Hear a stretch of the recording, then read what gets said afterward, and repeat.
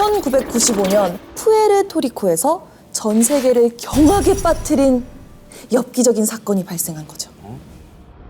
염소 8마리의 죽음을 시작으로 닭, 소 등의 가축들이 의문의 죽음을 맞이했어요.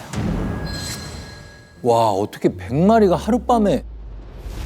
가축의 혈액이 모조리 사라진 상태였다는 거. 모조리? 모조리. 두 번째, 가축의 사체를 뜯어먹은 흔적이 없었다는 거. 뭐야? 뭐야? 동물이 한 짓이라면은 사체를 가만 안 두고 막 다 찢어놨을 거 아니야. 뜯어 먹었겠지. 근데 피가 없는데 사체는 멀쩡한데요? 이 기묘한 사건은 신문을 통해 전 세계로 알려졌고 주목을 받게 됐어요. 범행의 목격자도 그리고 아무런 단서도 없는 상황에 난감해하고 있었어요. 그러던 어느 날 가축 연쇄 살인의 범인으로 추정되는 용의자에 대한 목격담이 나온 거죠. 아, 뭐 이상한 사람인가? 푸에르토리코에 사는 메들린이라는 소녀는 집에서 창밖을 이렇게 보고 있었는데 난생 처음 보는 이상한 게 있었대요. 키는 약 90cm 정도에 등에는 가시가 있고 발톱이 날카로웠어요. 그리고 캥거루처럼 껑충껑충 뛰었어요. 등에 가시가 돋아있고 날카로운 발톱을 가진 수상한 생명체. 사람들은 마을에 갑자기 나타난 수상한 생명체를 가축 흡혈 사건의 범인이라고 생각했고 추파카브라라는 이름을 붙여줬대요. 추파카브라? 왜 그런 이름을 붙인 거예요? 뭐 이 지역에서는 상당히 이제 유명한 괴물 이야기인데요. 네. 피해받은 짐승들 통계를 내보니까 염소 피해가 제일 컸다라고 합니다. 그래서 염소 피 빠는 거, 요거를 스페인어로 이야기를 해가지고 추파카브라라는 이름이 붙었다라고 합니다. 이후에도 동물들이 피를 빨린 채 죽는 사건이 이제 발생했는데요. 이번에는 푸에르토리코가 아닌 텍사스였어요. 염소 80마리가 피를 모두 빨린 채 죽어 있었는데 푸에르토리코 사건과 똑같은 모습을 한 채 죽어 있었던 거죠. 2007년 텍사스주에서 또 하나의 사건이 발생하는데요. 필리스 캐니언이라는 사람이 키우던 닭들이 모두 피를 빨린 채 떼죽음을 당했대요. 그래? 그렇게 텍사스에서도 추파카브라를 목격했다는 사람들이 나오기 시작합니다. 온몸에는 털이 없었고 파란 눈에 이상한 뿔이 달렸던 거예요. 추파카브라는 어디서 나타난 존재예요? 추파카브라의 탄생에는 여러 가지 이야기가 있어요. 하나는 가축 흡혈 사건 최초 발생 전 같은 지역에서 UFO를 봤다는 목격담이 있어서 외계에서 온 생명체다라는 주장이 있고요. 아, 또 외계로 재미 한번 또 보더니 또 외계 또. 다른 주장은 또 뭐예요? 다른 하나는 전쟁 병기로 사용하기 위해서 만들어졌다는 얘기입니다. 추파카브라가 처음 목격된 곳이 바로 어디죠? 푸에르토리코. 그쵸. 1943년 2차 세계대전 중 루즈벨트 대통령은 푸에르토리코에 군사기지를 건설했는데 그곳에서 비밀 실험을 통해서 추파카브라가 만들어졌다는 거예요. Beneath that naval base, there is a secret area where experimentation may have been done, where the attempt to create a really vicious creature who could fight for our armed forces against our enemies may have been created. 진짜? 에? 군사 실험이라고요? 아우.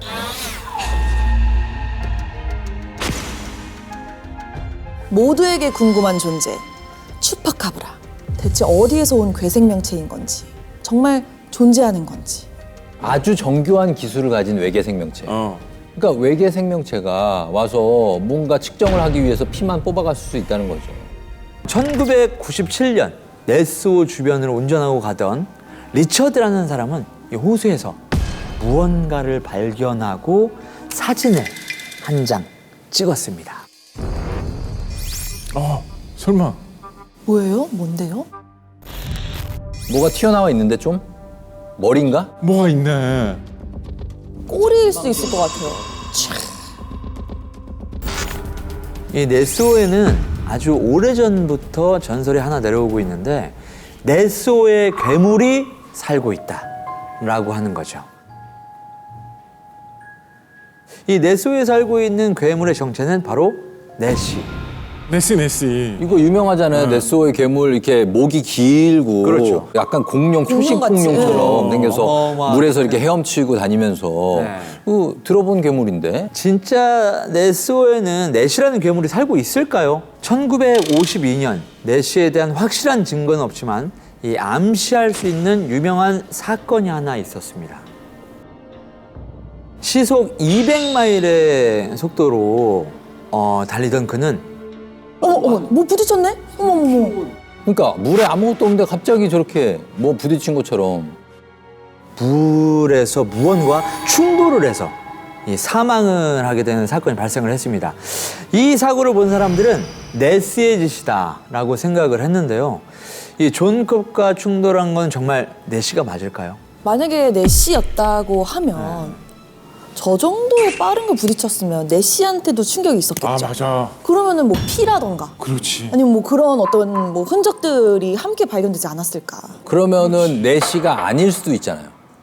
그렇죠. 아니면 뭐 통나무 떠내려오던 거에 이렇게 한번 부딪혔다든가. 뭐 그럴 수도 있고. 예, 이 사람들은 왜 네시의 존재를 믿게 된 걸까요? 사실 이 네시의 목격담은 중세 시대부터 오래됐네. 시작을 했습니다. 오래됐네. 예, 이 바티칸 공식 기록에 따르면 이 콜럼바는 호수를 지나가다가 이 물괴물로 보이는 것이 강에서 수영하는 남자를 공격하는 것을 보았고 용이랑 너무 비슷하게 생겼다. 수룡. 그 괴물을 네스호 깊은 곳으로 물리쳤다고 합니다. 전설인 줄만 알았던 이 네시의 이야기는 네스호 옆에 도로가 생긴 이 1933년부터 목격 빈도가 아주 많이 증가를 했다고 합니다. I have seen the monster. The head rose right out of the water. The creature appeared to be 20 feet long. 이 어느 커플이 괴 생명체를 목격한 1933년 이 신문에 대서특필이 되면서 몬스터 열풍이 또 불었고 목격담이 점점점 더 쇄도하게 된 거죠.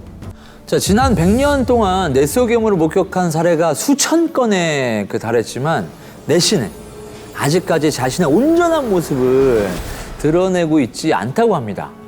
그래서 이 네시의 존재에 대한 주장은 무척 다양한데 이 켈트족 전설과 신화에 나오는 그 워터호스라는 주장도 좀 있고 시간 여행을 하는 생명체다라는 주장도 또 있습니다. 시간 여행이요? 와, 타임슬립을 한다고?